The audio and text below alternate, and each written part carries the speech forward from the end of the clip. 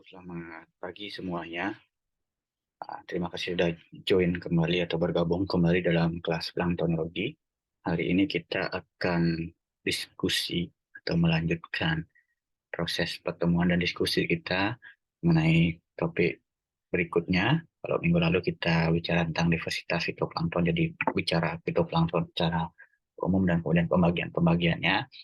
Nah, pada pertemuan kali ini kita akan membahas tentang film-film yang ada di fitoplankton. Ah, Pada pertemuan ini ada 3 film yang akan kita bahas dari total 7 film yang dibahas. 3 film di sini ada film Basilaryophyta, kemudian film Pyrophyta atau Dinoflagellata, kemudian film dari Cryptophyta. Eh, jadi 3 materi ini yang akan saya sampaikan dari 3 film ini dan sisanya akan disampaikan oleh dosen pengampu yang lain. Ini merupakan film-film yang sangat menarik, terutama dari jenis Basilaryophyta atau Diatom nama lainnya, dan juga dari jenis Pyrophyta atau Dinoflagellata. Kenapa? Karena 2 jenis film ini memiliki jenis spesies yang sangat bervariasi dan banyak sekali jumlahnya. Kemudian di kedua spesies ini hampir selalu ditemui ketika kita melakukan sampling plankton, baik itu di perairan tawar, laut, ataupun payau. Jadi dari 2 jenis film ini banyak sekali ditemui dan bisa menjadi salah satu indikator keadaan suatu perairan tersebut. Oke, kita langsung saja ke yang pertama, yaitu dari film Basilaryophyta. Jadi film Basilaryophyta ini adalah film yang cukup menarik, sangat menarik kalau saya bilang, karena anggotanya banyak banget film Basilaryophyta ini, dan jenis spesies banyak dan kelimpannya banyak juga ditemui. Jadi paling universal film ini. Nama lain dari Basilaryophyta atau kita sering sebut itu disebut sebagai diatom. Jadi kalau nama aliasnya dari film ini disebut dengan diatom. Jadi diatom.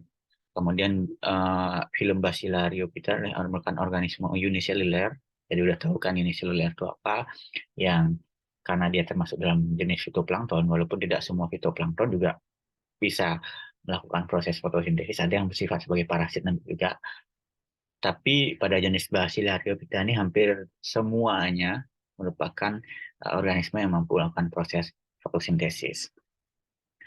Nah, kalau dari bentuk tubuhnya, secara garis besar, si uh, film Diatom ini, dia kayak toples.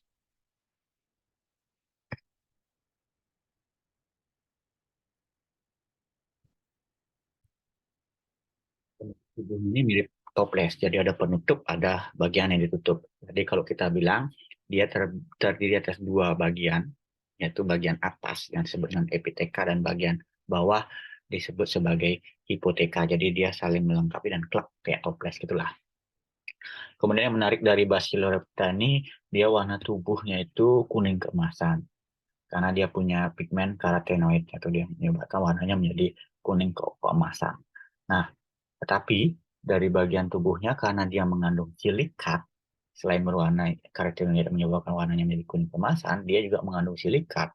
Nah, silikat ini menyebabkan warna tubuhnya menjadi mengkilap, berpendar itu, kayak diamond. Glowing lah kalau kita bilang, glowing. Nah, jadi kalau kita melihat dia itu kadang-kadang ya kuning kemasan terus glowing banget. Berbeda dengan jenis-jenis yang lainnya yang cenderung warnanya dia lebih smooth. Misalnya kayak chlorophyll, kemudian nanti dinoflagellata, ya udah warnanya coklat. Coklat tapi nggak berpendar, smooth itu coklat biasa kalau kita, atau DOP ya bisa dibilang. Nah, DOP itu. Cuma pada jenis Basilaryophyta ini atau diatom ini dia warnanya selain cerah juga dia glowing, memancarkan cahaya ya, karena diakibatkan oleh ada kandungan silikat pada bagian tubuh si diatom ini. Nah, eh, kemudian yang sedikit berbeda dari jenis fitoplankton lainnya dari cadangan makanannya, kalau beberapa jenis fitoplankton lainnya cadangan makanannya berupa glukosa atau pati atau gula yang lebih mendominasi dari proses fotosintesis tadi, kemudian dimasuk cadangan makanan. Nah, kalau dari jenis Basilaryophyta ini cadangan makanannya dia punya glukosa juga sih, pasti juga, tapi sedikit. lebih banyak didominasi oleh lemak dan minyak. Nanti bisa kita lihat gambarnya, ada contoh struktur tubuhnya. Nah, lemak dan minyak ini dominan di dalam tubuhnya. Efeknya apa? Efeknya menyebabkan karena lemak dan minyak ini berat jenisnya lebih rendah dibandingkan berat jenis air, dia menyebabkan dia mudah menjadi mengambang ke permukaan. Karena dia berat tubuhnya menjadi lebih ringan dibandingkan berat jenis atau massa airnya.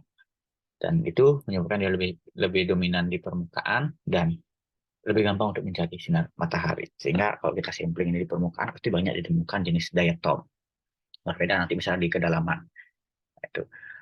Kemudian dari perkembangbiakannya juga menarik. Cara dia berkembang biak, memperbanyak diri, si jenis diatom ini dia bisa dua tipikal. Dia bisa melakukan perkembangbiakan secara aseksual maupun secara seksual. Tahu kan artinya seksual dan seksual? Kalau aseksual berarti tidak terjadi proses fertilisasi, tidak ada pertemuan gamet jantan dan gamet betina, dan tiba-tiba boom, hanya tiba-tiba belum. Jadi dua organisme dari satu jadi dua organisme yang berbeda. Dua jadi empat, empat jadi 8, dan seterusnya. Dua pangkat R lah. Atau satu pangkat N bisa. Dua pangkat N yang biasanya sih. Satu pangkat N. Eh, Kemudian kalau seksual, artinya ada proses fertilisasi atau pembuahan. Nah, pembuahan ini terjadi kalau gamet jantan dan gamet betina bertemu. Kalau nggak bertemu, ya nggak akan jadi pembuahan dan tidak menjadi organisme baru. Kemudian si filum Basilorophyta ini juga tidak memiliki flagel, bulu-bulu getar, baik jumlahnya satu, dua, ataupun bulu-bulu halus lainnya. Nah, hampir pada semua jenis Basilorophyta atau diatom ini tidak memiliki flagel, sehingga dia tidak motil, tidak bergerak. Dia hanya diam saja. Pergerakannya tadi hanya dibantu oleh cadangan lemak dan minyak tadi, menyebabkan dia mampu mengapung. Pada jenis nanti misalnya Dinoflagellata dan Cryptophyta, dia punya flagel masing-masing dua. Tapi kelihatannya satu. Yaitu dia menyebabkan dia mampu motil, bergerak. Cuma bergeraknya nggak artinya dia mampu berenang dan bergerak secara aktif, nggak tetap pasif, hanya mampu bergerak. Ya, kalau kita lihat di mikroskop misalnya nanti akan kelihatan putar-putaran kayak orang mabuk, cer cer cer cer cer gitu aja dia kelihatannya. Tapi kalau pada jenis Basilorophyta, kita jarang dia melihat ada plankton yang bergerak-gerak. Kalau dalam kondisi hidup ya. Cuma biasanya kalau kita sampling, uh, kita awetkan dulu dengan glugol, yang menyebabkan si plankton ini mati. Cuma kalau kita ingin tahu, kalau misalnya dalam pengamatan kultur plankton, nah, kita ambil sampling, kita lihat dulu langsung. Kelihatan dia. Ada yang bergerak-gerak, itu berarti bukan dari jenis Basilorophyta, dari jenis Dinoflagellata, Euglenepice, ataupun dari Cryptophyta ataupun jenis lainnya, dia memang pada bagian tubuhnya yang memiliki flagel yang untuk dia bisa membantu dia menjadi motif. Contoh-contohnya ini jadi ada Navicula, Clucutola, Coscinodiscus, Astrinola, dan Tabellaria, Fragilera, Pinolia. Ini adalah contoh-contoh jenis diatom atau Basilorophyta yang banyak ditemukan di perairan tawar kita, di Bali khususnya di beberapa danau. Jadi ini ditemukan sebelum pandemi ya. Saya banyak temukan sebelum pandemi. Nah, setelah pandemi atau pada saat pandemi kita tidak pernah sampling plankton, hampir tidak pernah sama sekali sampling plankton, dan baru sampling kemarin di bulan Agustus dan bulan September ini. Kita belum tahu apakah struktur komunitasnya itu yang sebelumnya didominasi oleh jenis-jenis masih tetap sama atau berubah. Jadi kalau dalam plankton, struktur komunitas plankton itu cepat banget berubah ya, tergantung dari lingkungannya. Jadi kalau sekarang kita temukan jenis ini, ketika lingkungannya berubah, misalnya contohnya ada hujan aja, itu dalam 3 hari struktur komunitasnya bisa berubah. Nah, contoh yang paling gampang kita temui misalnya dalam uh, kolam bioflok lele, seperti yang ada di kampus yang kita coba praktekin sekarang dari bioflok lele. Kita coba di awal kita buat bioflok terbentuk dengan sempurna, vlognya didominasi oleh mikroorganisme. Jadi dalam bioflok itu mikroorganisme bisa bakteri, bisa jamur, bisa alge, tapi yang ingin didominasi adalah kalau pada bioflok lah bakterinya tadi. Nah, vlog itu akan terbentuk dengan bagus ketika dia didominasi oleh bakteri, warnanya akan kelihatan coklat dan itu. Nah, kemarin kita buat bagus nih, berhasil jalan ikan sehat.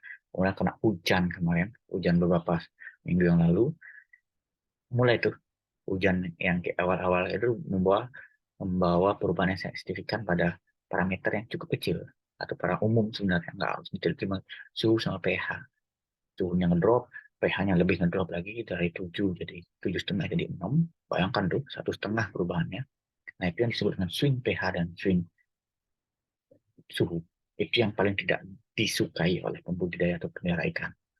pH atau suhu itu boleh sih berubah, cuma tidak boleh dia drastis banget. Nah, kalau drastis banget itu efeknya luar biasa. Nah, yang terjadi pada bioflok ketika itu tadi berubah pH dan suhu tadi, suhu maksudnya dari 27 atau 28 dia rubah jadi 26, turun 1 derajat juga drastis. Terus pH dari 7,5 jadi 6, turun 1,5. Nah, struktur komunitas di bioflok kita mulai goncang gitu. Yang awalnya domisili mikroorganisme bakteri, setelah terjadi hujan beberapa minggunya ikan kita teler. Ternyata baru diamati dominasinya adalah banyak dari jenis fitoplankton dan algi. Karena swing pH tadi menyebabkan bakteri yang menjadi mati, dan yang menyebabkan nutrisi lainnya adalah algi dan bakteri. Pada ikan lele, algi dan bakteri itu tidak bisa dimanfaatkan oleh si lele. Apalagi lele yang sudah tidak masuk fase benih. Dia fase yang sudah dewasa, remaja menuju dewasa. Dia tidak makan algi atau makan plankton karena dia sifatnya omnivore ke carnivore. Nah, dia belum, nah itu menjadi toksik bagi ikan-ikannya mulai error. Itu juga yang terjadi pada perairan danau dan lain-lain. Jadi kalau kita sampling kemarin dapat ini, kemudian sampling berikutnya dapat jenis plankton yang berbeda, ajar itu. Karena emang dipengaruhi lingkungan. Sehingga kenapa hal itu menjadi dasar, kenapa sih plankton ini, khususnya fitoplankton, bisa digunakan sebagai salah satu indikator untuk menilai kualitas perairan kita. Ketika di dalam jenis tertentu, apakah dia termasuk dalam perairan yang masih baik, cenderung menuju kurang baik, cenderung menuju ke baik, atau sudah tidak baik sama sekali. Ya tadi, karena kita melihat dari struktur komunitasnya tadi, kalau didominasi jenis-jenis tertentu yang dia merupakan plankton indikator yang hidup pada perairan yang baik, tentu, oh ini aman-aman aja. Tapi kalau dominasi jenis-jenis yang tidak mendukung organisme lain hidup, atau hanya didominasi jenis-jenis tertentu, nah itu sudah menjadi pertanyaan, kenapa sih ada dominasi? Berarti ada sesuatu yang tertekan di sana, ada lingkungan yang berubah di sana yang menyebabkan hanya jenis-jenis plankton tertentu atau fitoplankton tertentu yang mampu hidup dan plankton lainnya tidak mampu hidup. Mungkin dia mampu hidup, masih bisa hidup tapi dengan jumlah yang sangat terbatas sekali. Oke, jadi seperti itu. Nah, ini struktur diatomnya atau struktur tubuhnya jadi kelihatan. Di sini ada epiteka, ini hipoteka, bagian atasnya, bagian bawahnya nanti akan lebih detail lagi ketika kita lihat penampang secara sampingnya. Kalau kita pakai mikroskop, kita nggak akan. Mikroskop kita di lab, maksud saya, tidak akan kelihatan seperti ini. Nah, ini fotosintesis pigmen, dia warnanya ada karotenoid tadi sama klorofilnya, itu kan warna kuning keemasan. Nah, kayak gini. Yang menyebabkan dia glowing, itu tadi. Lapisan dari silika tadi, sehingga kelihatan nih. Nah, tuh. Dia glowing. Sedikit berbeda dengan uh, kalau kita melihat plankton dari jenis film-film yang lain. Nah, ini dia. Jadi penampangnya, kalau kita lihat penampangnya secara samping, dipotong itu misalnya. Nah, kelihatan dia detailing kayak ini. Nah, ini bentuk tubuhnya, ini PTK-nya, nih hipotekanya. Jadi kelihatan kayak toples ya, kayak dop sama toples. Kayak dop sama pipa. Dia masuk, ceklek-ceklek kayak itu. Nah, ini lihat, ini ada sitoplasmanya, kemudian ada nukleusnya, inti sel. Ini kloroplasnya. Nah, yang menarik ini adalah sel perforation yang terdiri dari silika tadi. Kemudian ini tadi, cadangan makannya. Oil, didominasi oleh minyak tadi. Yang menyebabkan dia lebih gampang untuk mengapung ke permukaan. Nah, ini selanjutnya adalah proses reproduksi dari Bacillus ripita. Jadi ada dua jenis tadi yang bisa secara seksual dan aseksual. Jadi kita lihat dari sini dulu. Ini adalah si diatom atau salah satu jenis organisme dari filum Bacillus ripita yang sudah dewasa, sudah matang sekali gametnya. Nah, yang pertama kita akan lihat dia ketika dia memiliki fase seksual reproduction atau fase reproduksi seksual. Jadi ketika dia sudah matang banget gametnya, di dalamnya itu terdapat gamet jantan ataupun gamet betina yang sudah matang. Nah, ketika sudah matang, ini si diatom yang tadi sudah dewasa tadi, dia akan merilis gametnya tuh baik jantan atau betina ke perairan. Di saat yang bersamaan, pasti ada yang terpancing juga organisme yang berbeda. dari si diatomnya dia juga akan merilis individu gamet yang berbeda dari individu yang berbeda. Nah, ketika dua gamet yang berbeda, di sini misalnya jantan ini betina ketemu, nah akan terjadi fertilisasi atau pembuahan. Fertilisasi pembuahan terbentuk dengan sigot dengan sempurna, kemudian sigot itu akan mulai memproduksi bertumbuh dan akan membentuk bagian-bagian tubuhnya untuk bisa menjadi sempurna dan akhirnya bisa menjadi uh, individu yang lengkap dan dewasa. Itu adalah kalau dia secara seksual. Kemudian kalau secara aseksual, nah di sini inti selnya tadi ini, yang pertama dia akan membelah menjadi dua inti sel yang berbeda. Nah, dari satu inti sel dia akan berubah menjadi sel yang berbeda. Nah, ketika sudah terbelah menjadi dua inti sel yang berbeda, nah bagian tubuhnya ini juga akan mulai melepaskan diri. Yang hipoteka ke atas, hipotekanya ke bawah. Dan diikuti oleh inti selnya masing-masing. Sehingga dia akan menjadi membentuknya hipoteka tadi, membentuk hipoteka baru, yang hipoteka akan membentuk hipoteka baru. Sehingga akan terbentuk dua organisme yang beda dari satu tadi. Cuma yang menarik di sini dari 2 menjadi 2, 4. Kalau kita lihat di sini, karena ini membutuhkan energi yang cukup besar untuk dia melakukan proses pembelahan diri dibandingkan pada proses seksual. Nah, hasilnya adalah individu barunya itu biasanya ukuran tubuhnya akan lebih kecil daripada ukuran tubuh orang tuanya atau induknya. Nah, kalau kita lihat di sini, nah kelihatan nih dua, nah 2 jadi 4 dan lain-lain. Nah, kelihatan semua mengecil. Tapi nanti dia akan setelah ini di awal aja kayak ini. Selanjutnya karena dia bertumbuh menjadi individu baru dan bisa melakukan proses fotosintesis, mendapatkan nutrisi dari lingkungannya, dia akan bertumbuh menjadi ukuran yang sesuai pada umumnya. Nah, ini yang menarik dari dua metode reproduksinya, seksual dan seksual, ini bisa terjadi tergantung dari lingkungan yang mendukung dari proses yang akan dilakukan oleh si diatom ini. Nah, ini contoh diatom kalau kita lihat pakai mikroskop elektron ya, namanya kelihatan banget detailingnya. Ini bukan bulu-bulu sebenarnya, karena dia bentuknya aja kayak gini. Kelihatan ini dari amfora dan lain-lain, kelihatan detailingnya banget. Soalnya tetap dia pakai ada hipoteka dan IPTK-nya, walaupun bentuknya kayak gini. Jadi sangat sangat cantik sekali. Nah, ini adalah jenis-jenis yang sering dijumpai di Indonesia. Jadi ada Acanthes, ada Amphora, ada Astrinolia. Kenapa Astrinolia? Karena dia kayak astronot, kayak uh, apa ya? Kayak luar angkasa lah. Ini ada Ceroceros, Affinis, ini ada Ceros juga,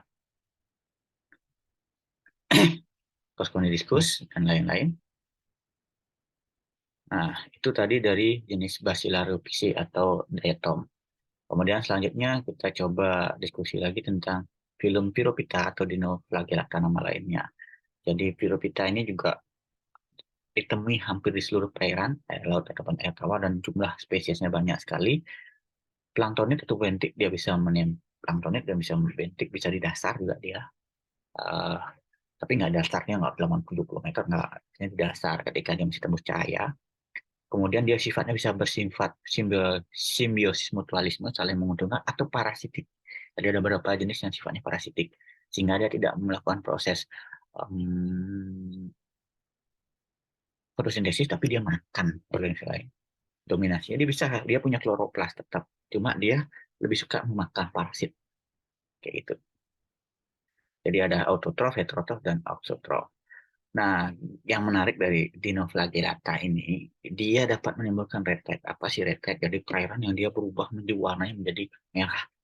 Bukan seperti yang bisa terjadi di Taman Pancing ataupun sungai-sungai besar di Indonesia, yang warna merahnya diakibatkan oleh perubahan dari masuknya zat kimia, sisa sablon, dan lain-lain. Cuma ini bisa terjadi misalnya di perairan danau atau perairan laut. Tiba-tiba dia merah banget airnya. Dan beberapa juga dia menyebabkan luminescence yang saya jelaskan, bioluminescence, jadi ada pendaran cahaya pada airnya sehingga kelihatan kayak sulap yang kemarin itu gitu, dia berwarna biru itu karena ada proses bioluminescence tadi.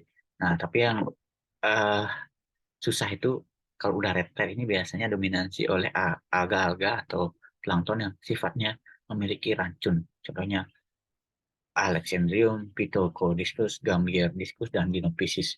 Nah, ketika ini belum airnya merah, bukan tidak terlalu menguntungkan, sangat tidak menguntungkan sebenarnya bagi perairan tersebut karena si alga tadi atau plankton tadi mengandung racun dimakan ikan, ikannya kemungkinan besar juga akan terjadi proses keracunan. Penyebab red ini berbagai hal. Yang pertama memang sudah ada organisme dinoflagellata di sana, kemudian ketika terjadi pengapukan, misalnya upwelling dan lain-lain yang menyebabkan nutriennya meningkat secara drastis, kemudian nutrien cocok untuk kebutuhan daripada si dinoflagellata, bukan jenis misalnya Basilorophyta, yang menyebabkan si dinoflagellata ini akan bloom. Tapi kalau nutriennya ternyata cocok untuk si Basilorophyta, biasanya perairannya akan berubah menjadi warnanya coklat-coklat kuning atau hijau kalau dia jenis chlorophysi. Nah, kalau jenis chlorophysi itu sebenarnya sih eh, bagus juga kalau dia belum, tapi dari jenis tertentu. Tidak semua jenis chlorophysi atau alga hijau yang dia menguntungkan ketika blooming, tapi ada beberapa jenis juga yang tidak menguntungkan. Jadi tergantung kebutuhan kita, bukan tergantung kebutuhan kita sih, tergantung kondisi lingkungan yang kita hadapi. Jadi penting banget ketika kita sampling plankton, kita mencatat warna air biasanya, kemudian bau air, kemudian mengambil parameter pendukung lainnya, pH, suhu, DO, alkalinitas, kemudian nitrat, fosfat. Nah, ketika kita tahu struktur planktonnya, kemudian kita hubungkan dengan uh, kondisi perairan yang kita catat, kita bisa memahami apa yang terjadi di perairan itu sebenarnya. Ini jadi film Phyllophyta duniflagellata ini memiliki dinding sel yang terbuat dari lapisan selulosa, jadi kayak serat itu. Bentuknya sangat bervariasi, irregular, jadi banyak kali bentuknya. Nanti ada saya jelaskan bagaimana si taksonominya dia. Jadi pentingnya bentuk tubuhnya untuk bisa melakukan proses identifikasi dengan tepat. Mengandung klorofil, karakternya pigmen merah, sehingga warnanya itu kenapa dia ketika dia blooming, dia warna airnya di merah, karena dia ada pigmen merahnya di sana. Karakternya jadi nggak merah full, jadi merah kecoklatan ya, tapi dominasi ke merah. Kemudian memiliki dua buah flagel. Nah, ini berbeda dengan Basilorophyta, jadi dua buah flagel. Ada yang flagelnya langsung, ada flagelnya satu terlihat sempurna, satunya lagi tidak terlihat. Nah, ini contohnya pada musim panas dapat menyebabkan permukaan air laut menjadi berwarna merah yang dinamakan pasang merah, red tide, karena kandungan G-Catanella berkisar antara 40 sampai 60 juta sel per liter air laut. Wah, ini ketika belum nih. Jadi 40 juta, bayangkan 40 juta sel. Nah, jadi ini adalah bentuk tubuhnya, ada namanya desmokon, ada namanya dinokon. Kalau desmokon ini kayak ini. Jadi dia terdiri di atas dua lempengan besar. Nah, ini dua lempeng, dua besar tadi. Ada IPTK dan IPTK-nya juga hampir mirip kayak si diatom, cuma dia warnanya berbeda dan tidak glowing ya, kalau kita lihat nanti. Oh, enggak, belum ada contohnya. Kemudian ya tipe dinokon. Jadi dia jumlah dan ukuran TK-nya bervariasi. Nah, ini tergantung nih. Ini tiga dia. Dan di sini kalau ini di Desmokon ini dua flagel kelihatan sempurna. Kalau ini dia punya ini juga punya dua flagel. Ini flagel yang kelihatan dan ini flagel yang satu pada area alur ekuatorial. Jadi dia kayak dan dinamo gini flagel yang bergerak muter-muter, yang ini enggak, dia motil. Aseksualnya jadi ada dua, aseksual, maaf, reproduksinya terdiri atas dua tipe, seksual dan seksual, hampir mirip. Ini contohnya pembelahan sel pada seratium. Seratium merupakan salah satu dinoflagellata. Nah, ini potong ya, tes nanti dia akan setelah terpotong dia akan membentuk bagian tubuhnya baru. Nah, ini kok ini pasti kalau seksual dia pasti ada uh, proses pembuahan atau fertilisasi. Nah, ini namanya tek seperti ini. Ini jenis dinoflagellata, jadi ada keratium, dino dan lain-lain, ada presum, protodendenium. Jadi kayak alien ya kalau kita lihat. Nah, kayak gini. Nah, ini tadi, ini ada flagelnya kelihatan kan nih, flagel. Nah, ini ada flagelnya. Cuma yang ini kadang-kadang dia naik ke atas sehingga kelihatan. Nah, ini ada yang muter-muter. Kalau ini kelihatan jelas. Di sini flagel yang satu, ini flagel yang satu. Oke. Nah, Ini jelas jenis Dinoflagellata. Jadi kalau kita lihat yang ini bedanya sama yang tadi, dia nggak glowing banget ya warnanya di sini. Beda dengan yang sebelumnya si Basilorophyta. Jadi ini salah satu beberapa jenis Dinoflagellata yang dia memiliki racun yang tidak menguntungkan. Contoh ini si Steria, menghasilkan racun yang menyebabkan kerusakan sistem saraf. Jadi ikan tuh kalau makan dia kekannya nggak karuan karena sarafnya terganggu. Kemudian di Gymnodium breve, ini atau menghasilkan racun breve toxin atau gymnosin A, menyebabkan keracunan dengan gejala pusing, mual, muntah, dan ataxia. Gangguan koordinasi gerakan otot kita pun bisa juga. Jadi kalau ada perairan yang warna merah tuh jangan kelihatan seperti eksotis tuh berenang ketika kita nggak sengaja meminum cairannya dan jumlahnya ternyata cukup atau jumlah si plankton yang tertelan. Jadi kalau kita telan air itu kita secara nggak sengaja kita minum plankton juga dan jumlahnya cukup, itu kita bisa langsung mengalami efeknya. Kemudian Lingolodium polyedrum dan Goniolax menghasilkan racun sitosin yang menyebabkan muntah, diare, hingga hilangnya koordinasi tubuh jika dikonsumsi manusia secara tidak sengaja. Kemudian Gambiertus toxicus menghasilkan ciguatoksin. Sama juga dia menghasilkan uh, yang pertama itu gejala keracunan. Gejala keracunan yang diikutkan misalnya diare atau pusing yang lain-lain dan kemudian saraf. Nah, ini kayak ini tadi saya bilang dinoflagellata. Nah, merahnya kayak ini nih. Nah, ini namanya red tide. Ini juga sering terjadi di perairan Selat Bali pada musim-musim tertentu ketika terjadi pembalikan misalnya upwelling di sana, pengkayaan unsur hara, kemudian ternyata si populasi ini lagi ada dan dia yang mampu memanfaatkan unsur hara yang akibat proses pembalikan tadi sehingga perairannya menjadi merah kayak gini. Nah, ini nggak menguntungkan. Kelihatannya eksotis memang, tapi nggak menguntungkan banget. Nah, terakhir kita ada di film Cryptophyta. Jadi Cryptophyta adalah eukaryotik, jadi ini. Kemudian memiliki flagel. Flagelnya juga dua. Nanti walaupun kalau pada gambar-gambar berikutnya agak susah, jadi film ini tidak terlalu banyak ya jenis spesiesnya. Jadi dikit yang bisa dibahas sebenarnya dari film ini. Cuma ya cukup menarik juga. Nah, yang menarik adalah kalau dia cadangan makannya, kalau dari si diatom dia lebih banyak lemak dan minyak, kalau ini berupa pati atau gula. Kemudian memiliki klorofil serta kloroplas dan memiliki klorofil A dan C sehingga warna tubuhnya dia agak kehijauan sedikit tapi nggak full hijau, dari kuning kehijauan atau coklat kehijauan kalau saya bilang ya. Kalau orang buta warna agak susah juga membedakannya jadinya. Jadi kalau kalian punya masalah terhadap um, penglihatan khususnya membedakan warna, lebih baik tidak mengambil topik-topik skripsi yang berhubungan dengan warna. Itu akan menyebabkan bias yang sangat tinggi sekali. Itu saran saya. Misalnya kayak plankton gitu dan lain-lain. Karena memang tipis-tipis banget warnanya kadang-kadang antara jenis satu dengan jenis yang lainnya. Dan memiliki pigmen picocyanin dan picoerythrin dan beberapa karotenoid yang memberikan warna kecoklatan. Jadi kayak ini kalau di detailing, kita nggak bisa nih detailing kayak ini fotonya. Ya foto ala kadarnya kita bisa lakukan. Ya kayak ini bisa kita lakukan fotonya. Mungkin agak lebih kurang jelas sedikit dibandingkan ini ya. Jadi kalau reproduksi ini tidak secara seksual ya, lebih banyak dia secara aseksual, yaitu pembelahan sel, sama kayak prosesnya si Basilarophyta atau diatom tadi yang secara aseksual. Jadi satu sel menjadi dua sel, dua menjadi empat, empat menjadi 8, 8 menjadi 16 dan selanjutnya. Kemudian si ekologinya lebih banyak ditemukan di air tawar dan air laut, tapi dominansinya lebih banyak di danau. Cuma memang tidak sebanyak Basilorophyta ataupun Dinoflagellata tadi. Ini contohnya Rhodopinas. Nah, kelihatan nih flagelnya. Ini ukuran 5 mikron. Ukuran 10 mikron ini udah sangat bagus. Kita nggak bisa lihat sampai sedetail ini. Sehingga kalau ini aja udah detail ini aja, mereka masih declare-nya sampai di genus saja, Cryptomonas sp. Karena mereka nggak yakin ini spesies apa. Karena kalau untuk membuktikan dia sampai spesies, harus bisa lihat secara detailing banget bagian tubuhnya.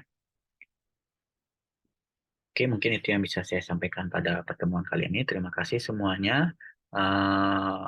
Nanti kita bisa diskusi lebih lanjut kalau ada hal-hal yang belum dipahami. Selamat pagi.